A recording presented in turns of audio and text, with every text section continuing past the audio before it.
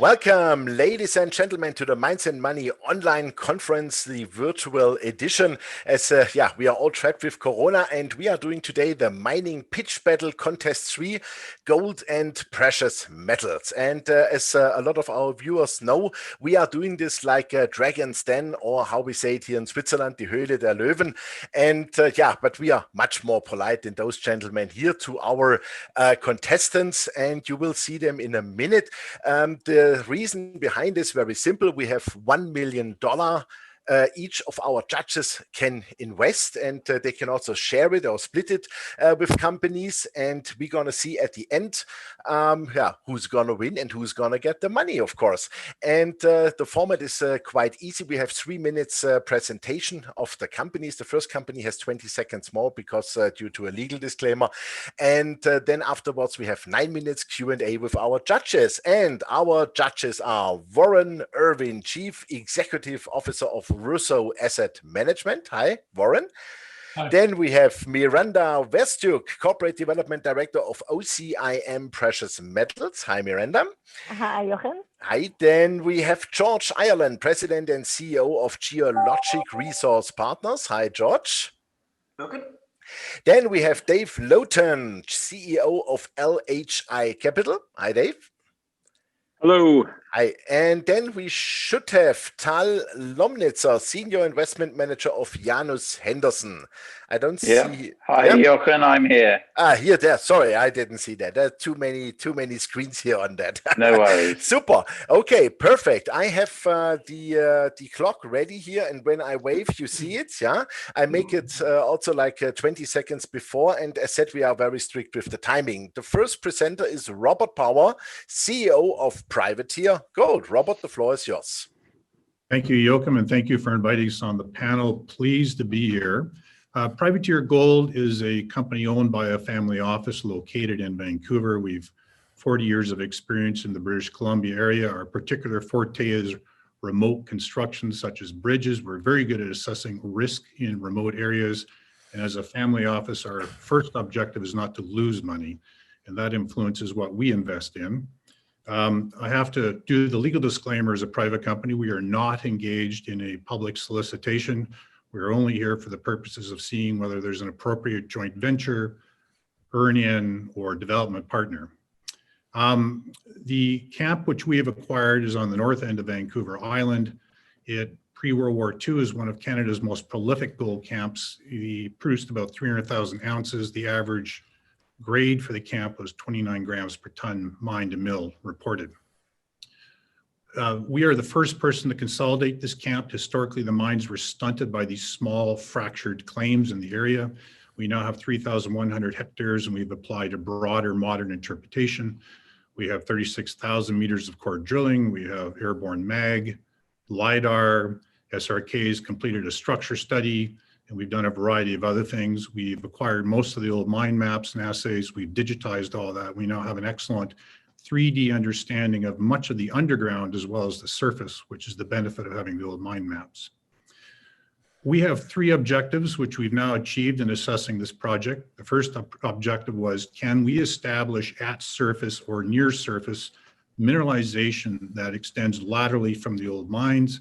We've ticked that box. We've now achieved as much as 1.3 kilometers on the first major system and several hundred meters on the other mines. Our second objective was, could we validate or replicate the historically reported results on a gram per ton? We've done that in 2 ways. The average of the intercepts to date are very much reflecting the old grades for each of the mines. And in addition, we just completed a 400-meter long strike infill program, primarily to an indicated level immediately adjacent to one of the old mines, which reported 32 grams per ton. And our uncapped is 29 grams per ton. So we've ticked the box of validating some of the old reports. And our third objective is, could we establish that the mineralization goes deep? The old timers stopped at the water table, so there's no records of what goes below. We have punched 3 holes below one of the old mines, and yes, it does go deep. We have 30, 40 gram intercepts a couple hundred meters below that mine, and SRKs identified an intrusion into the center of the camp, which appears to be the source of the gold. And if that's true, it appears that the gold mineralization goes down several hundred meters. We're now closing off on the drilling for the first 500,000 modern resource, 500,000 ounce modern resource. There are some historic resources I haven't talked about. And we're pretty well online towards hitting the 1 million ounces at the end of this next year. Jochen, thank you very much. Thank you very much. That was perfect in time.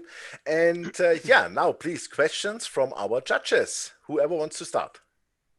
Can I ask about the mineralization? Are we talking about quartz veining here, or can you characterize it for us? Yeah, forewarned, I'm not a geologist, but yes, gold quartz mineralization.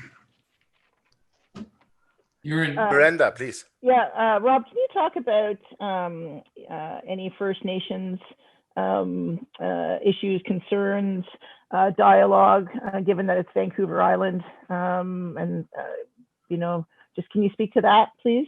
Certainly, Miranda. So the north end of the island is very different than the south end. It's very resource-based. There is one First Nations very close to us, 480 people. They make their living off of resource extraction, timber, fishing. As the chief says, our mines are older than anybody in the community. We hire their people in the summer for the program.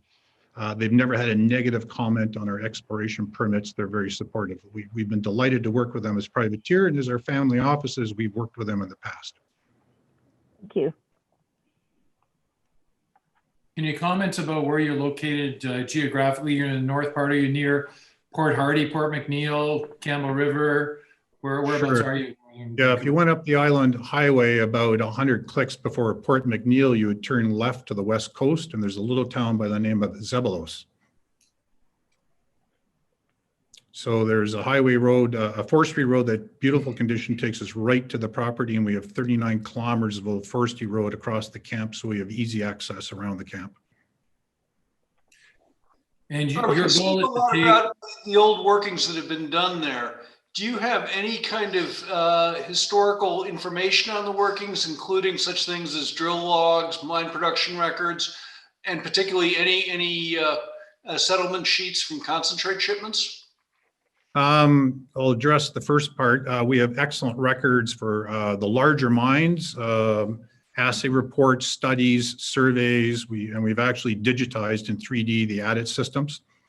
So that's actually quite good and quite informative. Most of the adits are in excellent shape. The ones we've been in, very competent, very little water.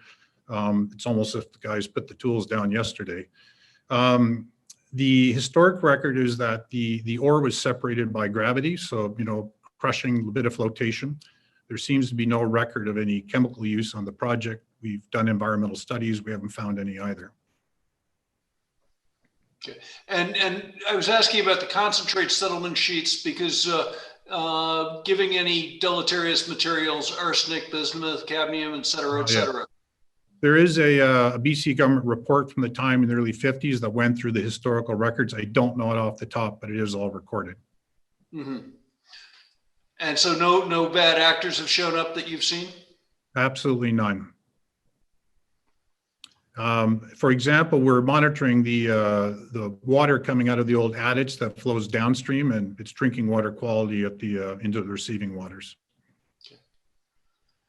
Rob, what are your next steps? You said you've had SRK up there. What are your next steps, and what would $1 million do for you? So SRK has recommended we do a little bit of specialized additional airborne analysis of the lineaments. They've identified an extensive lineament system we were unaware of that appears to be how the gold is being spread throughout the property. After that, we would identify some targets in there. If we're talking $1 million US, which I'm assuming we are, that would get us pretty darn close to completing the drilling to take us to the 500,000 ounces. Thank you. He's a customer for 500,000 ounces on Vancouver Island. Who would you sell this to? You mean in terms of the gold? Or Well, the project? you're not going to, with $1 million, you're not going to mine this yourself. I presume you want to develop a resource and sell this company. So 500,000 ounce gold mine. What's the grade that you're hoping for? Depends upon which mineral system you're in, but it's looking at between at the lowest 6 grams to, you know, depending whether you're uncapped or capped, you know, between 9 capped at the moment to 29. Sure. Who would buy that from you? Well, I can tell you at this conference, we've had several of the exploration companies extremely keen to talk about an earn-in and bring some cash. Sure. Ultimately, though, what major or mid-tier would be interested in buying a 500,000 ounce underground small underground operation? We're not selling at 500,000. I mean, what I've described is the first only 20% of the camp. We'll take this to 1 million ounces and change. And then, frankly, if the earn-in partner has, a number of these people have mining companies on their board as investors, I would anticipate, the smarter people than us would identify who the right exit buyer is. Now, Robert, can you comment on your 500,000 ounces? Like, what is it? Is it one narrow vein? Is it a vein swarm? What is it? And I'm just trying to get a sense of the economics. Is it an underground mine? Is it an open pit mine? In this particular area, it'll probably be underground. I'm focusing on 3 vein swarms right now. So, anywhere between 3 to 9 veins that are continuous. Everything we've drilled has been within about 160 meters of surface. So it's at surface or near surface, other than where it goes through these narrow ridges. Yeah. Now, can you comment on when you're saying these different swarms? The biggest issue, of course, is when you're doing a high grade narrow vein mining, is to what extent you could mine one width and pick up 3 or 4 different veins versus having 5 or 6 different drifts to mine the same amount of ore. Can you comment on how it's shaping up from a mining point of view if you were to eventually mine this? We haven't had anybody who's a mining company look at this, so I wouldn't want to go down the road we don't have the expertise in. From those who have modeled it, given the grade and the continuity, they feel at a 2-meter width that this is quite an economic project. That's about all I can say at the moment. Can I ask you, as I understand it, if I ask you why this has never been grabbed by anyone before, you're going to tell me it's because of the disparate land claims. Are there still any gaps in your package, or have you fully consolidated the area? There's some stuff, lying around the outside that, there were land claims on and there were small drifts done. Do you own it 100%, the ground you own? Yes, we do. There's a couple small sort of royalties or NSRs hanging off of them. Can I get back to that one question? I'm just trying to understand, because the biggest problem with some of these is when you're dealing with just trying to look at the mine economics of it. Again, can you explain how the veins are lining up? Can you just give me like any sense as to what a cross section would look like? Well, if you could visualize a series of near vertical sheets, and these. What is the spacing between the sheets? It depends upon the area. Some are quite tight, some aren't. So some are within a few meters of each other. Some are, it appears about every couple 100 meters you get another one of these series of veins, and it does vary between each area.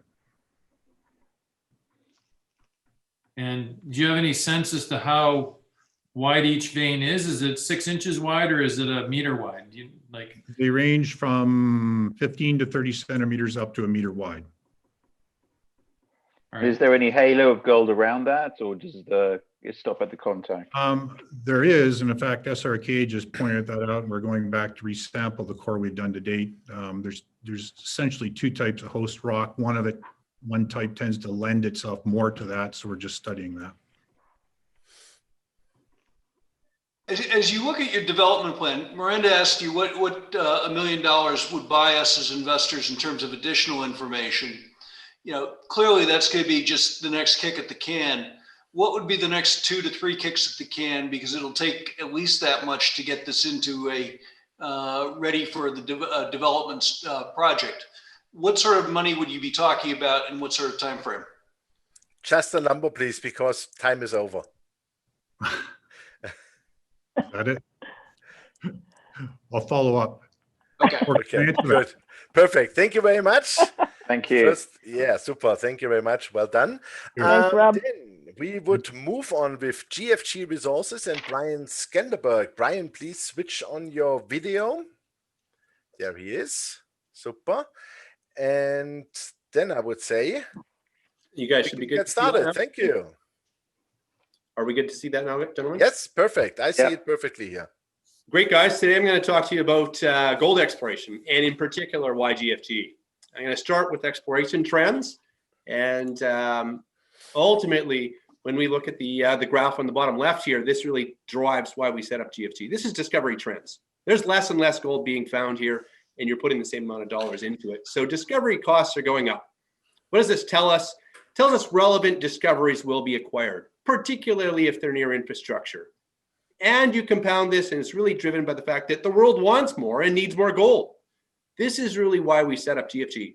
We're setting ourselves up to do something different. We've consolidated two main gold belts off cycle.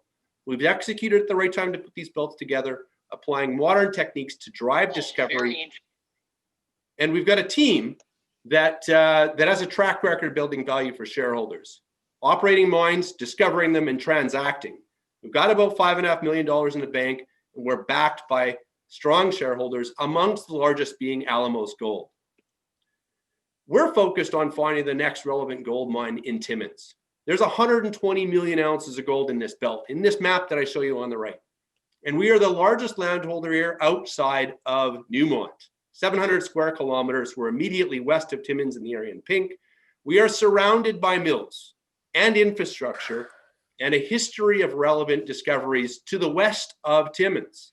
GFG has already announced relevant discoveries like Nib, 71 grams over 8.5 meters from 50 meters depth. We've got other economic intercepts on a broad spectrum of targets. We have an ongoing program right now of 8,500 meters into the ground with assays pending. And we're going to start again in Q1 of 2021. So I think there's a good track record or catalyst sitting ahead of us. We're demonstrating that this part of the Abitibi is not only underexplored, but is likely to yield the next relevant gold discovery. This is where we're focused. The other half of our portfolio is 100% ownership of an entire alkaline gold district in Wyoming, the Rattlesnake Hills district. There's 100,000 meters of gold drilling in the ground here. This is Wyoming. It is a direct geological analogy to the Cripple Creek and Wharf mines. It is a district scale land position. And we're focused on growing both the brownfield environment near Northstock and Antelope Basin. I show you a cross section on the left. That's a kilometer and across. This is a large system oxidized to 150 meters depth. And we also feel there's good scope to unlock greenfield here. So overall, why would you give GFG $1 million? We're focused on district scale assets and we control 2 of them. We have a great technical team with a record of finding mines. We put the money in the ground. We're focused on growing our discoveries, and we're really happy to present an aggressive exploration program in a catalyst-rich 2020-2021. Thank you. Wow, that was really on the spot, 3 minutes. I love that. Great. Thank you very much. So now questions from our judges, please. Miranda. Yeah, Brian, you've got $5.5 million in cash and potentially another $1 million coming in, and you've got 2 projects in Canada and the United States. How do you prioritize and how do you manage that? And where would you allocate your cash? I mean, it's going to be, how do you balance the exploration on 2 potential district scale opportunities? We set GFG up with a couple legs to the stool. And ultimately, at one point, you have to pick which leg you want to invest in more so than the other one. Our dollars are going into Timmins. We believe bang for the buck, value to return to shareholders, and I'm a large one, is in Timmins. We've explored Rattlesnake. We believe in it. We're undergoing a strategic review at present. We're weighing our strategic options for that asset. And we're looking at a variety of structures that may include spin-out, sale, JV, or any and all of the above. So weighing our portfolio and capital allocation is key. It's going into Timmins. Within Timmins, we take 75% of that budget and say, let's follow up on good hits. Let's take the rest of it and test some of our broader conceptual targets. So even at a property scale, we do value allocation. Thank you. On your Timmins property, can you give us a perspective of what sort of mineralized envelope you're looking at? What sort of grades and tonnages you might derive from that so we can have an understanding of what you're hunting for? There's no resource at present there, George. What we have seen so far is definitely underground vein thickness and gram meter product caliber intervals. We see lots of 1, 2, 3, 4 meter wide, 5 to 10 gram intervals on a spectrum of targets. We've seen some very high grade ones from things like Nib up to 500 grams over a 6-7 meter envelope, of which returned 81 grams. So at this point, I would say we're seeing great thicknesses compatible with underground environment. We aren't seeing things yet that we're going to push into resource. We're still at that taking a drill result and showing its continuity. And then we'll look at resource stage down the line. Brian, I chuckle because I think I sold you these assets and they couldn't be in better hands.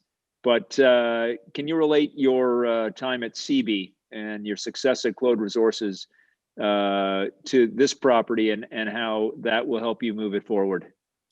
Our team found a 1 million ounce 9 gram ore body at CB, and we sold that for about 350 million bucks. And ultimately that was driven off understanding a camp over 4 or 5 years to drive discovery. Discoveries don't happen overnight. Even good geologists need luck and time and money. So when you look at what I've learned at Claude, we tested that target 3 times. We believed in it. We turned it into a mine. I believe when you look at Timmins, there's a couple mines in our camp. We haven't found them yet, but we have found economic intercepts. And what it tells me is that we have to continue to believe in the guts of the people that have been successful and go back there and put the meterage into the targets that yielded good results so far, and think hard. Don't be too model driven. Use empirical data and follow your science. So those are all things we're applying. We've got a great technical team that's found mines before. And I think we're going to find another 1 or 2 there, Dave. Thank you. Thanks for selling the asset too.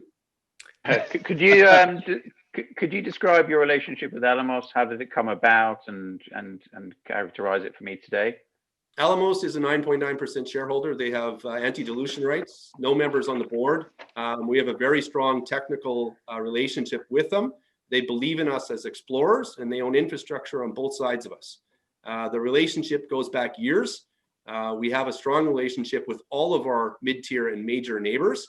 And I believe that's how you create value in the long term, is by having strong relationships with your natural acquirers. How long have they been on board? May, they wrote us a check at a premium to market, led the financing, and we're happy to pay a premium. At 19 cents, which is where we trade today. Brian, on your Wyoming property, my recollection is I was involved in that property probably 10 years ago. And prior to me getting involved in it, Agnico had walked from the property after JVing it, and then most recently, who has walked from it again? Was it Newmont? Newcrest was a partner for that. Okay. Yeah. So, all right. So basically, you've had 2 majors walk from the Wyoming property in the last decade, right? Okay. And then so I could see why your main focus here. So if we're betting on you, we're basically betting on the Timmins camp. Is that fair to say? Our dollars are going into Timmins. Yeah. All right. Yeah. Yeah. And right now, so why do you have such a large land position? I don't like to see juniors with huge land positions because you don't have the dough to kind of narrow it down. Do you expect to focus in on a couple of key areas and start dropping some ground at some point to get a little bit more focused in Timmins? Okay, so specifically Timmins, yeah. That portfolio of assets came together. It's 700 square kilometers. It is big, and that is daunting, Warren, but we put it together because of our philosophy to take that district scale approach. Now, if you looked at our targets, we still have a spectrum of targets across the Penn block. That's the northerly of our 2 land positions. The southern block, which Adore, which is about 180 square kilometers, we've had some dialogue on how to partner with that and potential look at various options for it to allow us to focus on Penn, where we're seeing the right systems at work. So you're absolutely right. Return to value to our shareholders requires focus. Our pick right now is Penn, and our pick is a specific number of targets within that. Whittling down Penn, I wouldn't do yet. Would I look at Dore? Yes. Would I whittle down Rattlesnake Hills? Yeah, we would, but we've already made the land payment for the year to hold it. And our goal is to find the right partner and structure in the next 6 months to see how we're going to advance that asset. Newcrest walked, Newmont walked, but there's still plus or minus 1 million ounce of heap leach system potential there. We need to find the right partner that wants to develop a modest sized heap leach in the US. And those are the groups we're talking to. All right. Thank you. What do you have to spend to hold Timmins, Brian? Look, we have about 700 square kilometers unit cost. I mean, we're not in an assessment credit bind at all. Our budgets are running $3 or $4 million a year right now. $1 million a year does your kind of assessment credit work, if that's the number you're looking for, Dave. But there's a good backlog of holding costs there, so I'm not overly daunted by it. We actually staked a connector ground between the two properties too, so we can actually transfer assessment credit north to south between the two blocks. And what's your market cap at present, Brian? We're running around $24 million today, Irwin. Warren with $5 million in the bank. We've traded as high as kind of 30, 35 in the last couple of weeks. So million market cap. But I think risk reward, this is a great entry point. And if you're going to put $1 million into somewhere, this is a technical base, and you can be confident that we put the dollars in the ground. Okay, Brian, step back. You've got $5 million in the bank. Suppose we give you another $1 million. What will that buy us in terms of your next set of programs, and what will you be having to finance off of if you're lucky and find something? The way I look at $1 million, all in cost about $150 there. So 7,000 meters of drilling. Now, if you take that and apply it to a spectrum of targets at the stage we're at, I think that's a really critical inflection for value unlocking. And if you've got a discovery and you can start showing continuity, that's where your curve and your share price graphs really go. So I think from an investment standpoint, an extra 5,000 to 10,000 meters in the ground right now is a really good time for an investment. So that's where I see the $1 million going in the ground, another 6,000 to 8,000 using our unit costs. 9 minutes. Oh, 8 minutes. There we go. 30 seconds left. Fast question. If there's any questions left. I obviously answered too many questions too quickly. Why do you think the market gives you $20 million of value for Penn? Ultimately, deposits on every side of us have been acquired. So, probability is there's a mine there somewhere in the land position. And I think we're going to find it. And I think the market sees that, and I think it values Penn, and it doesn't give it anything for Rattlesnake. Thank you very much. Time is over. Thanks, gentlemen, and of course, lady. Thank you very much. Great questions, great presentation, and we will move on with David Stonoforio, CEO and Director of White Gold. Guys, are you ready? Please set up the presentation. Fantastic. And then I would say, David, the floor is yours. 3 minutes. Perfect. Thank you very much. Good afternoon, everybody. It's an honor to be here, to be able to present in front of such a distinguished group of judges here today. I'm going to give you a rundown of a company we're very excited about. Maybe I'll just do the presentation a little bit differently for the judges and present the opportunity like this. What would you think if I offered you an opportunity to invest today in a company that was guaranteed to make a major gold discovery, would go on to delineate almost 2 million ounces of deposit, which would be open pittable, over 2 grams, and in a tier 1 jurisdiction that could potentially produce over 100,000 ounces per year for 10 years with robust economics? This would be in a district that has a prolific history and has seen almost 20 million ounces of gold discovery in recent years, with a deep history of prolific placer production, and is still very underexplored. Alongside of this, the company would go on to tie up 80% of the targets in the districts, creating a true district scale opportunity totaling over 400,000 hectares. And doing all this, they would attract the funding of $100 million. This funding would largely be put up by 2 major mining companies, Eric Sprott, as well as the Power One Capital Group, one of Canada's premier mining merchant banks. The team running the company would be the same team directly involved in making all the recent discoveries in the district. The other notable discovery, less than 25 kilometers away from the company's flagship deposit, that will go on to be acquired by another major mining company for $520 million. And the same team believes that they're literally just scratching the surface of the district that has the potential to be a major mining camp in Canada, like the Timmins or Abitibi. And most excitingly, the company will continue to make multiple high-grade gold discoveries on other properties within their massive portfolio, proving this thesis. And If the story couldn't get any better, the local and federal governments will commit to kick in hundreds of millions of dollars to advance mining, exploration, and development in that district. This would drive research analysts to give the company a $3 consensus target in a much lower gold price environment. And for this particular story, you can invest today at 75 cents a dollar, which would be undervalued on every metric, whether you're looking at the ounces, the property package, or the new discoveries. That, in a nutshell, is the white gold story. That's what the pitch would have been 10 years ago. Our partners are Agnico and Kinross, and unlike most exploration companies who would, have a dream to accomplish something such as this, we are sitting here today with all of this already accomplished. That's a reflection of where we sit today.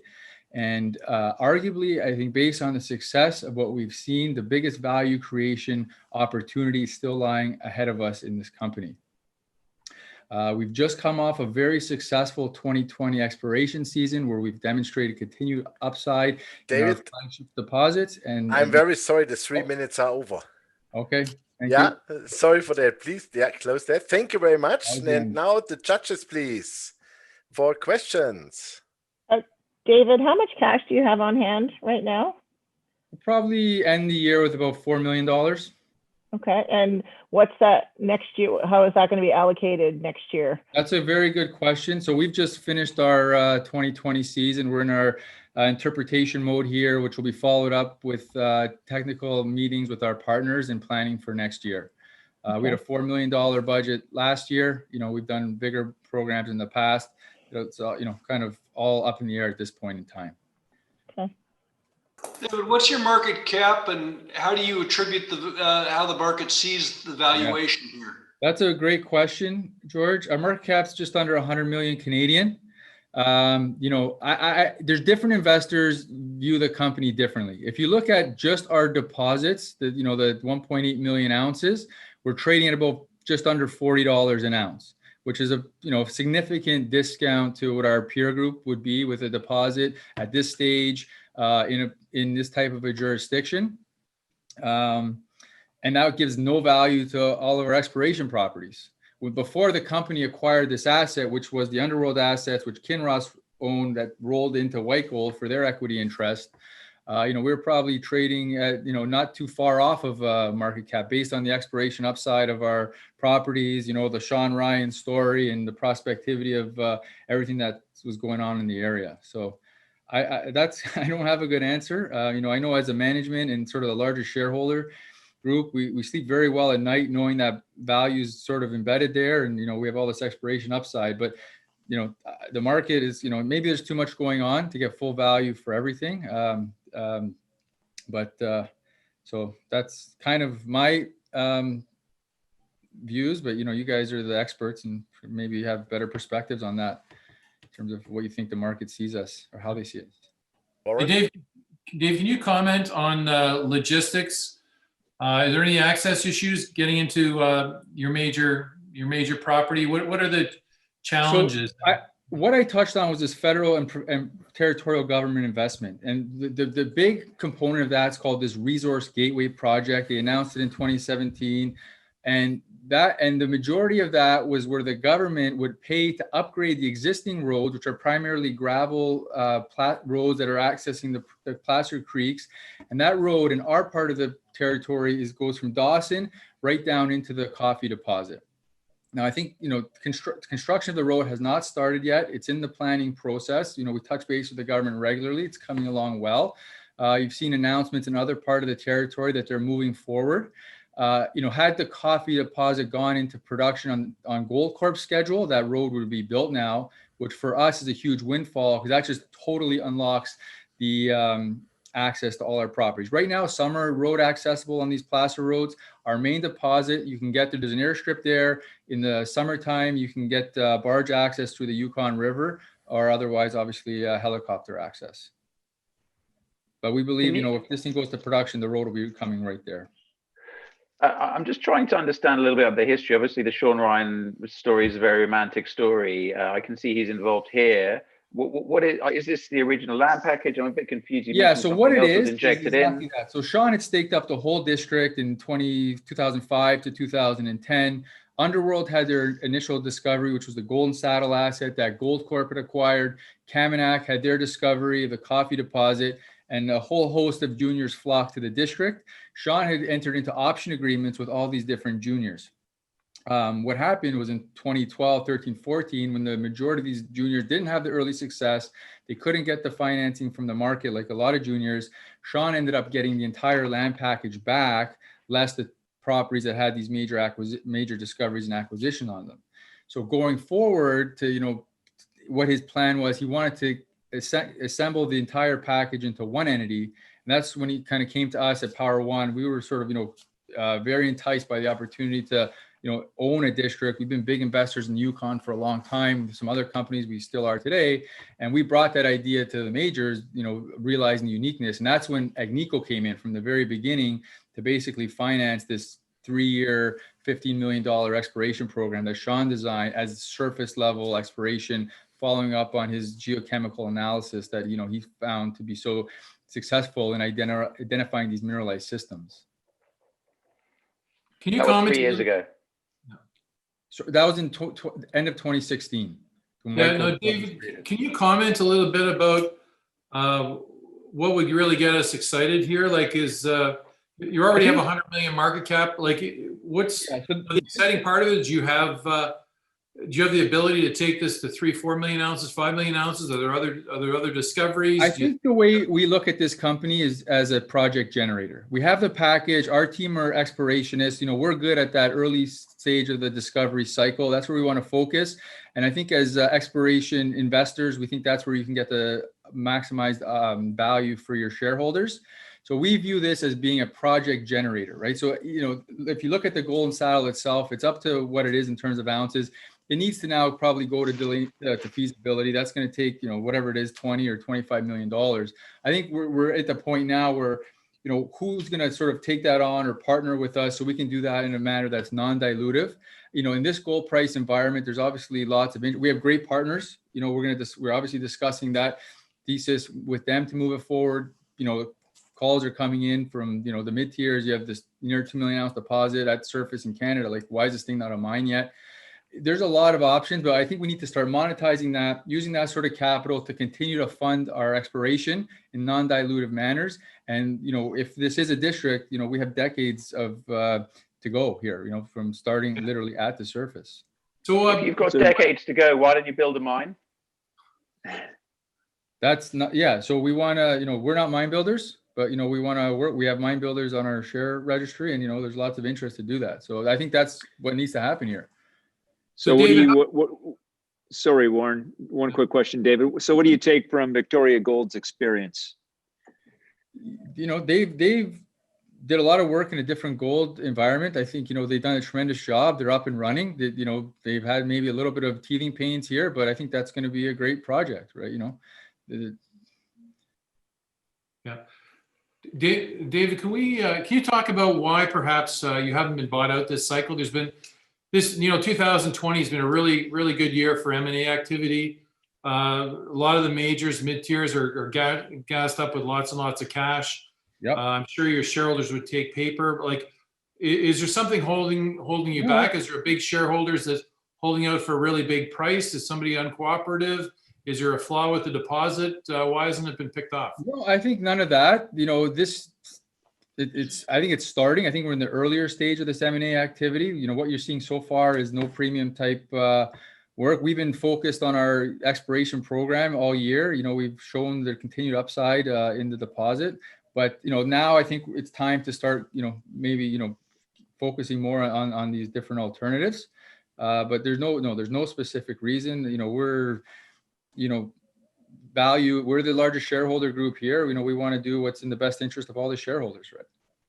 What do you think about the stalemate between Kinross and Agnico on your balance sheet, and whether or not having two large Yeah, it's an interesting dynamic, not a stalemate. Before the transaction was done, literally at the CEO level of those two companies, they agreed to cooperate, right? And now we're here. So we've done what we said we were going to do. The asset's grown from 1 million to 1.5 million ounces. Plus, we bought the little asset up the road, and now it's time to make some decision. Is it a project big enough for both of them? Does one of them want to take it on over the other? Does it make sense for some other process to advance it?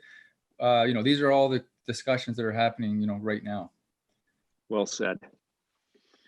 All right, guys, 7 seconds. So I think that is okay.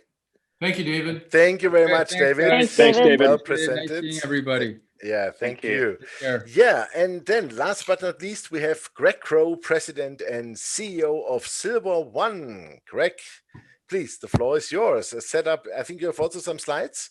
I have some slides Yes, indeed. Just please. give me 1 Super. second to Yes, of set up, course. and then I will be, oops. Like just a everybody had second that. here. There Then we go to, are, yeah, almost here we are. there. Just a second. Okay, there we go. Let me know when Super. to Yeah, then begin. please.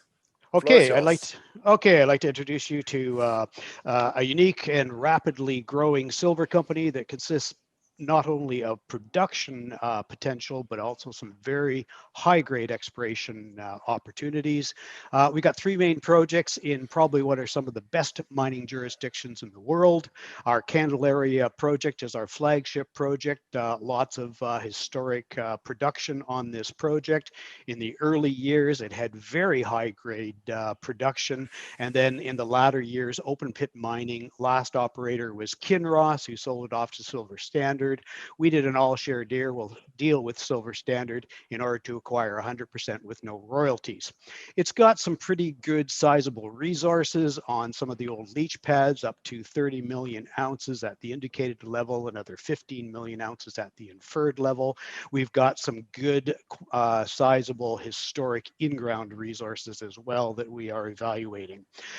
Essentially, we've got all the ingredients required to rehabilitate this project. We've got a paved road, water, power, exploration program that took place earlier this year also outlined potential for high-grade down-dip mineralization, which was previously untested with some pretty phenomenal values. We have initiated a 15,000-meter diamond drill program. It is in progress, and we're evaluating not only the down-dip, but we're also looking at extensions to the pit mineralization. On top of that, previously unrecognized types of mineralization is being identified on some of the old dumps outside some of the historic adits. We've got IOCG-like material with good copper, silver, and gold grades. We do have a plan to potential production, starting with the historic heaps. We're doing drilling, met testing, and we're doing economic study next year, and then evaluating the other aspects of the project.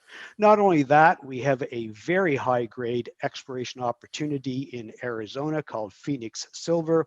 Prospectors found some very high grade silver vein fragments. These are some of them here. This one here weighed in at 417 pounds, containing up to about 70% pure silver. The angular and unabraded nature of these suggests that there's lots of opportunity. We plan on drilling this year. That's some of the ones that we assayed, up to 459,000 ounces per ton of silver. We do have Eric Sprott as our major shareholder, invested 3 times in the past. We've got 15 million in our treasury, and we trade quite high volumes on the various exchanges. Thank you very much. Wow, that was absolutely perfect. Thank you very much. Great, even below time. Can't believe it. And please bring back the screen to us. I'm stopping sharing. Stop the sharing, right exactly. there we are. Okay. Super. All right, then please, questions from our judges. Greg, why did Silver Standard get rid of Candelaria? Like, was it a non-core asset? Were they just moving on to different? What was the strategy behind that? And how were you able to pick that up? Yeah, let's just put it this way. You know, people have tried to get this opportunity from Silver Standard in the past, but we walked through the door just at the right time. Essentially, Silver Standard, unbeknownst to us, was rebranding their company in late 2016, early 2017. They were focusing on gold mining elsewhere in Nevada. They subsequently have gone into other countries with an alignment with another company. And on top of that, they were selling off all of their old silver assets. We just walked through the door at the right time. Okay, thanks. Tell me more about these. There's 30 million ounces on the old heaps. Sure. What do you want to know? Give me a little. I want to know how easy it is to get after it. Why is it still there? Well, essentially, when Silver Standard came in and acquired this from Kinross back in 2001, silver prices were languishing well under $5 per ounce silver. Also, Silver Standard was a very different company, shall we say. They looked at bringing it back into production, but they couldn't warrant it at those prices. They kind of put it on the shelf and moved the company in a different direction. It sat there until we came along in 2016. The heaps are there. The grades are about 42 grams per ton silver.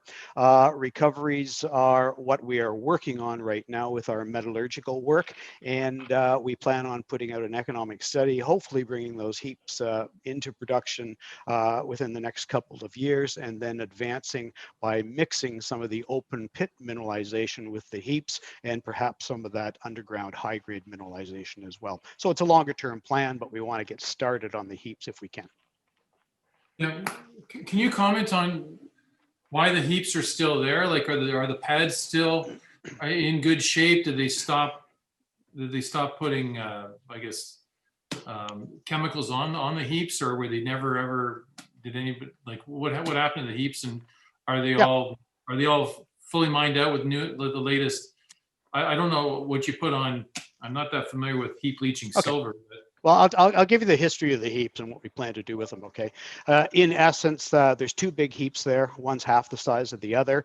They were started in the 1970s. The big heap on the 1/3 of it probably has a clay liner that's got to be replaced. The other liners are probably quite good.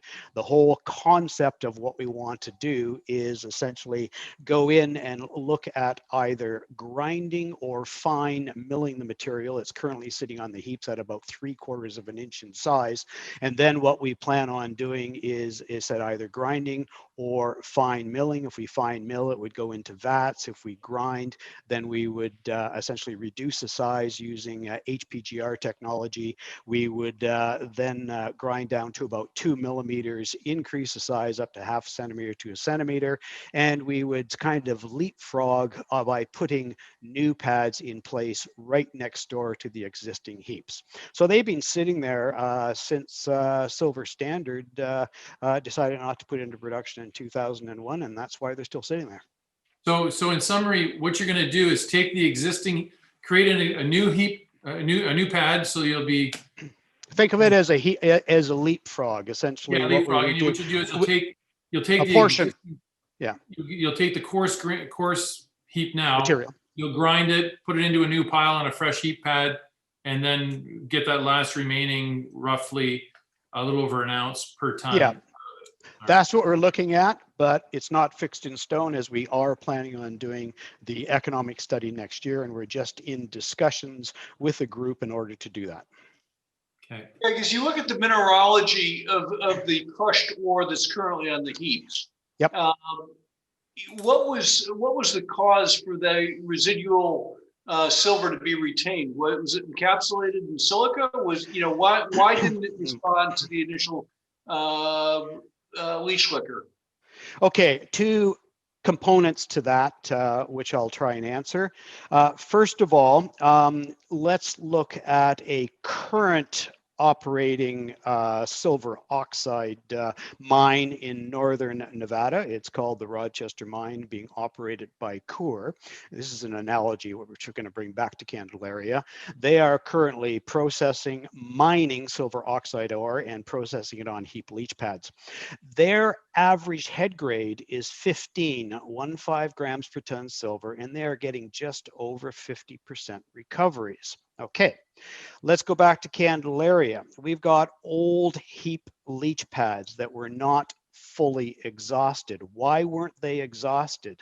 Well, first of all, Kinross in 1997, with the collapse in silver prices down to almost $2.50 per ounce, decided to shut down the operation and turn off the tap. They never completely completed the leaching of these piles, and Silver Standard never reactivated the project. So those were sitting there. What were the original recoveries? Very similar, shall we say, to what Coeur is experiencing up at the Rochester. The original recoveries of fresh material out of the pits was approximately 55%.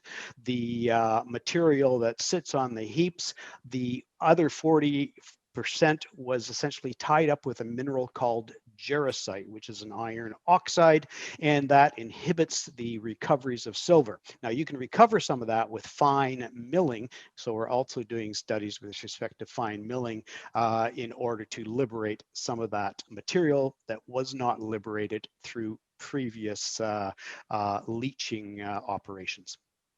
Okay, what have been your test results and recovery curves that you've generated from your bench testing?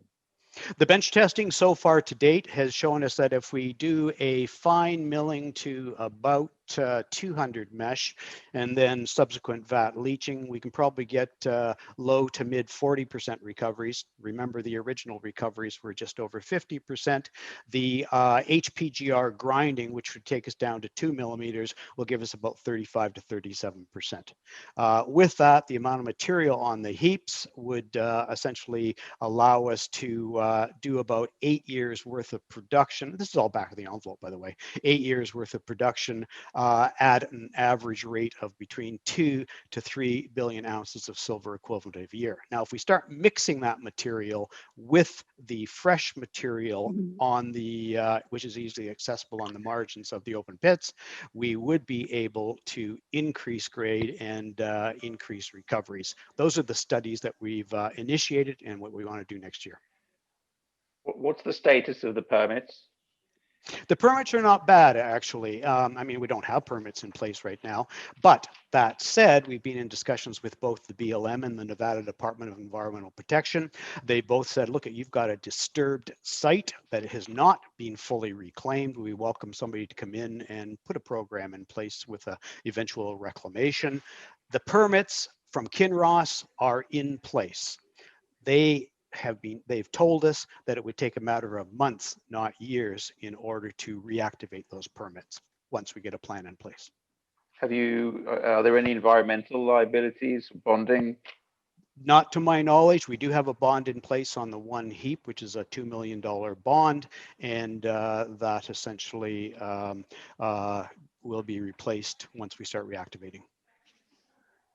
What's your runway? What's the what else is available to be mined, and what can you discover on this property? Well, essentially, I talked about the down dip high grade that was never fully evaluated, getting values up to 1,000 grams per ton silver with 1 to 3 grams per ton gold. We've got that IOCG target that's never even been examined. So that's what we plan on doing with eventual exploration. Thank you. Great. Thank you very much. Perfect in time. Thanks, Greg, to you. Also, thanks to our judges. Yeah, so now time for decisions, time to spend some money.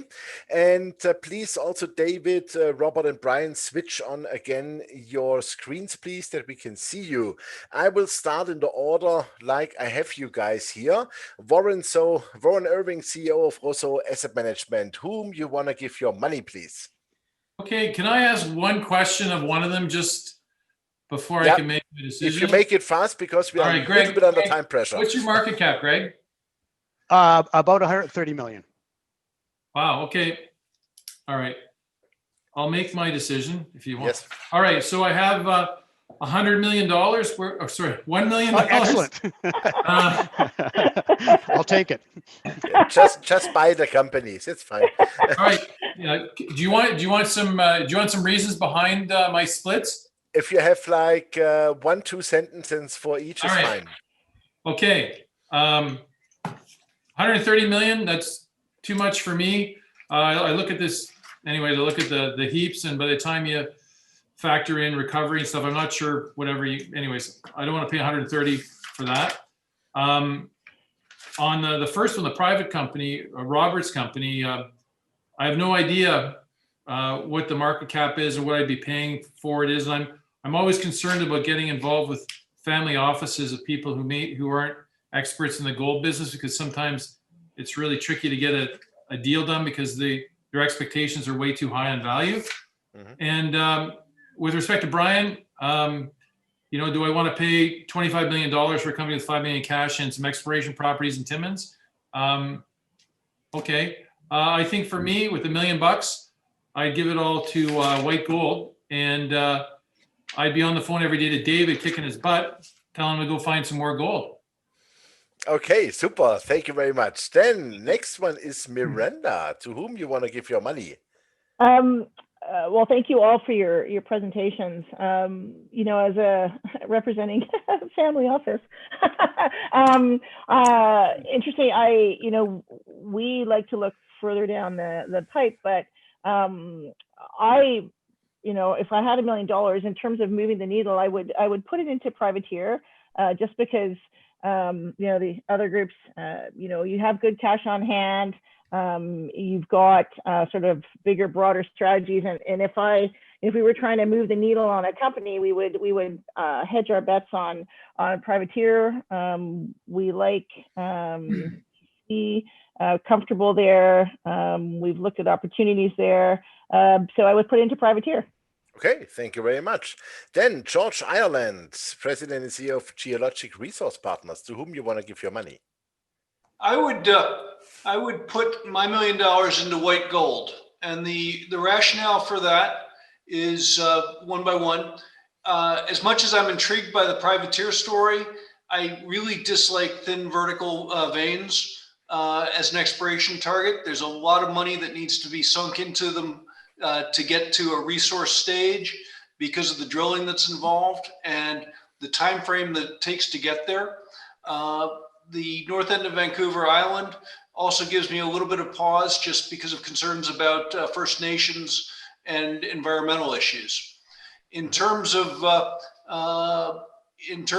GFG, again, I'm not sure I see the value of $5 million against a $25 million market cap for a piece of muskeg in Timmins. It's perspective, yes, but the valuation seems stretched. And in particular, the $5 million of cash won't go a long way if, in fact, Brian's lucky and hits something. That $5 million is going to be consumed pretty quickly, and it's going to be difficult, perhaps coming back for the second kick at the can. In terms of SilverOne, Greg, I thought it was a very interesting presentation, but the valuation at $100+ million to me seems very stretched.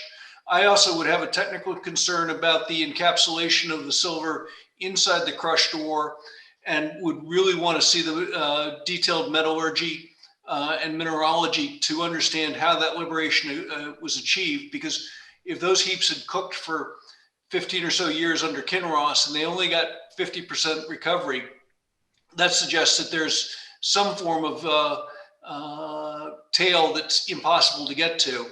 And hence, understanding the crushing data would be really, really important. And you probably need a fairly significant test of the material to understand how that would work out. So coming back to White Gold, I'd probably put my money there because I think you've got enough kicks at the can that should the first program that you put forward not work out as planned. Yes, it might be a technical success, but you've got enough going for you that you'd have a second or third kick at the can, given the pedigree, the name, and the closology play that you've got. Okay, super. So to White Gold, thank you very much. Then Dave Lotan, CEO of LHI Capital. To whom you want to give it? Who am I going to give it to? Well, those are all good arguments, and I'm not convinced that we'll see a mine on the northern end of Vancouver Island anytime soon, although I acknowledge Island Copper Mine was up there, and there's lots of geological prospectivity, but it's a little too close to environmentalist country for me. But Robert, I wish you luck with that.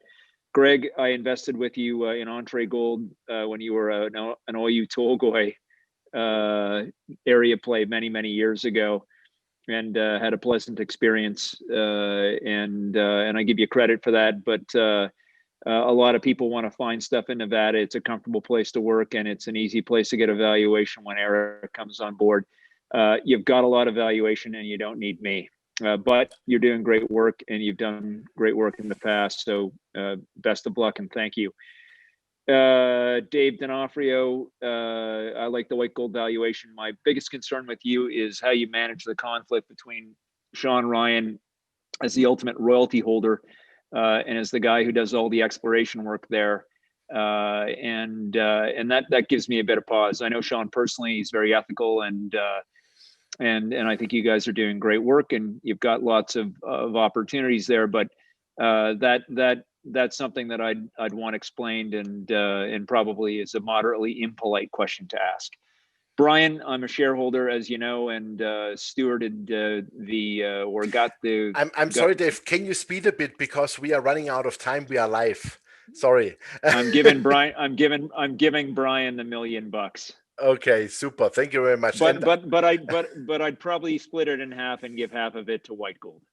Okay, good. Half and half. Super. Tal, what's your take? And I'm sorry, we are out of time. I think for the reasons that have been outlined, I would go with white gold. But if I had my choice, I would take the GFG Resources Management and have them running white gold. For me, that would be the perfect package. Sorry, David. That was a hefty. That was a nice hefty comment on the last thing here. Thank you very much, ladies and gentlemen. Thanks to our contestants. Well done, well presented, and thanks to our judges here at Mines and Money at the Mining Pitch Battle Contest. Gold number 3, gold and precious metals, and we have a very clear winner. It's white gold. Congratulations to David Stonoforio. And yeah, unfortunately, the million is virtual, so you have to see it in the real life, but I'm pretty sure you will get that. Yeah, thanks to all of you. Most important, Merry Christmas, stay healthy wherever you are, and enjoy some quiet days, and hope to see you next year at, I don't know, PDAC is not happening, but at one or the other occasion, hopefully, and we're gonna meet together and have a cold beer or a gin tonic. So all the best. Thank you very much, and good night. Thank you, Jochen. Thank you. Thank you. Right on.